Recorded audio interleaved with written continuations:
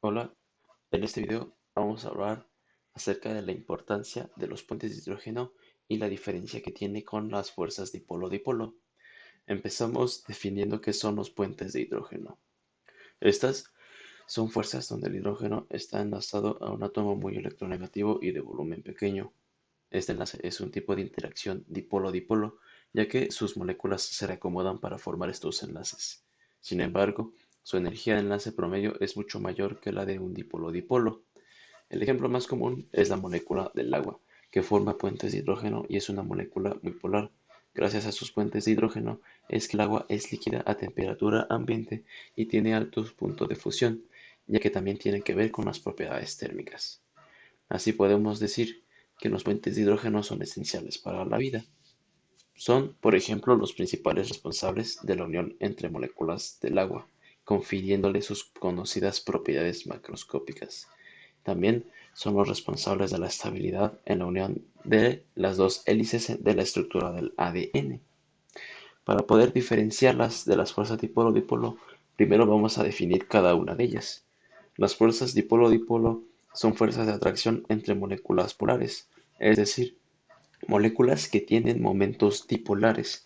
Entre mayor sea su momento dipolar, mayor será su fuerza. En esta imagen se observa la alineación de las moléculas polares en un sólido. Se alinean con polaridades opuestas para lograr tener la mayor atracción entre ellas. En este caso de los líquidos, las moléculas no están tan unidas como en el sólido, pero aún así tratan de alinearse para poder tener máximas interacciones entre ellas. En las fuerzas dipolo-dipolo inducido son fuerzas entre una molécula polar y otra no polar. Estas fuerzas se representan por una molécula no polar, que al estar cerca de una molécula polar, esta última hace que su distribución electrónica se modifique y por lo tanto la molécula polar tendrá un momento dipolar temporal. En las fuerzas dipolo instantáneo y dipolo inducido son fuerzas atractivas débiles que también se le conocen como fuerzas de dispersión o fuerzas de London. Estas fuerzas tienen que ver con las moléculas no polares que tienen fuerzas atracciones débiles.